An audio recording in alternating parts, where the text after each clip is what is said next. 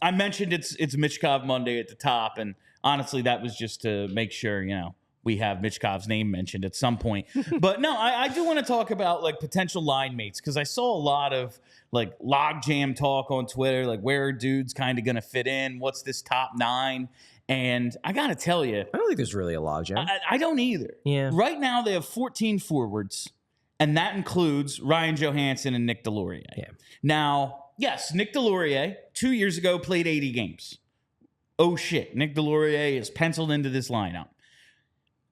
He played 60 games this past season, Charlie. He played 8 of the final 22 games. I gotta believe that's the coach recognizing, yeah, this isn't really worth it to anyone, especially considering they're not tanking. Like, they want to put out the best 12 guys. That means your fourth line is Cates, Poehling, and Hathaway. Now, I know that the coach loves Ryan Poehling, and at some points in this season, he was the 1C. But as long as Couturier is some semblance of what he was for the first half of the year, as long as Morgan Frost is not chained to the doghouse. There's a lot of possible torts. Yeah. Like Bobby Brink could get scratched a fair amount. Absolutely. I'm fully expecting there to be at least one game where everyone loses their minds because Michkov gets scratched. Oh my God. Fully expecting it. Like I'm preparing myself. It's going to take me the full 2 months left of the offseason to prepare myself mentally for the shit show that Twitter will be. Choose chill, but babe. like it's going to happen. Choose chill. Because it's just torts. But I think it's very obvious that, and like, again, I like to put in the notes app on my phone and screw around what the lines could be. These are not lines. Just in terms of what your top 9 is. Farabee, Couturier, Konechny, Forster, Frost, Michkov, Brink, Lawton, Tippett. Like, that is a very clear top 9 to me. Yeah, I agree. And they don't have, like, anyone else. I guess if we just love Poehling, we need to bump him up. Frost, guess what? We hate you. But, like, it's so obvious what this lineup is going to be. Taking the torts factor out of it, which you can never do, I just don't really see. I don't see a way for them to be like, Poehling is one of our top 3 centers.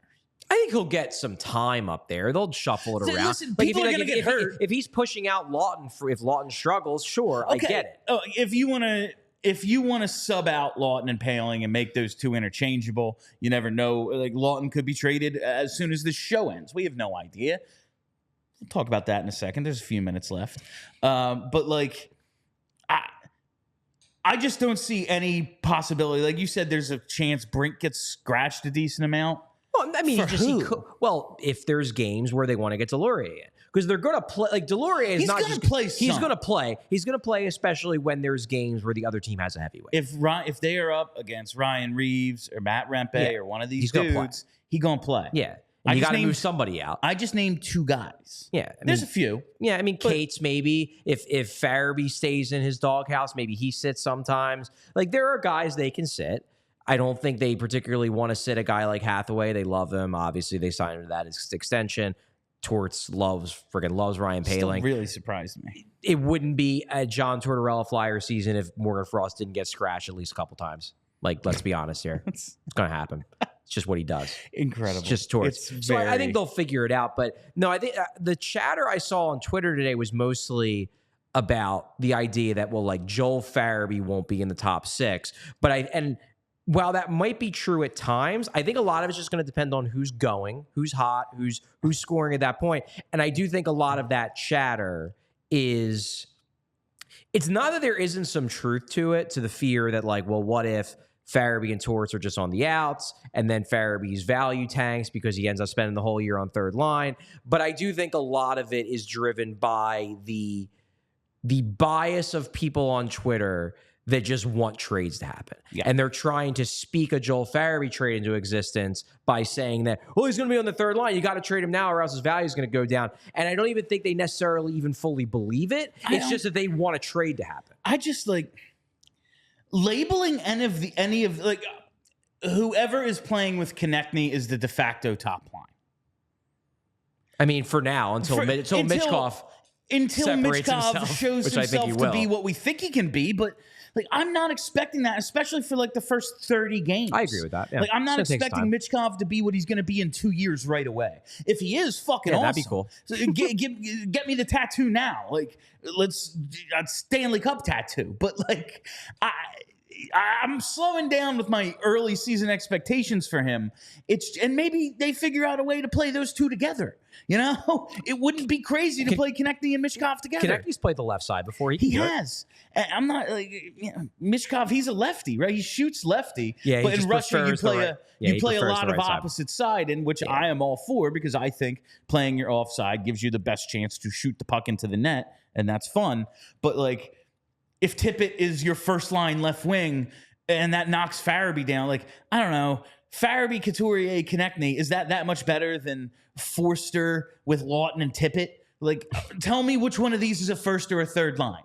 I just don't see a top two. I don't think you have a top six. I think you have a top nine, and it's a bunch of dudes who are basically all the same. And then you have Kate's Paling Hathaway to beat the shit out of teams. Like, that's kind of what this is. Yeah. But who do you think is the best possible fit to play with Michkov right away? To me, it's Forster and Frost. That's what I lean to. I really like the idea of Michkov and Forster on the same line, because I like the size that Forster would bring. We know Forster can play the left side because he played a lot of it last year, even though he's a natural righty. So you can keep Michkov on his preferred right side as he's, getting his feet wet at the NHL level. I'm sure at some point down the road, they'll have Michkov play some left side. I don't want that to be the first thing they do. Learn one thing. Yeah, let's make it as easy for him as possible as he's getting adapted to the North American game. But there's no reason why he can't at some point play the left too. He can bounce around. That's just the way an NHL lineup works. I like the idea of Forster with Michkov. I really dig that. Then it's just really a matter of whether it's Couturier or Frost.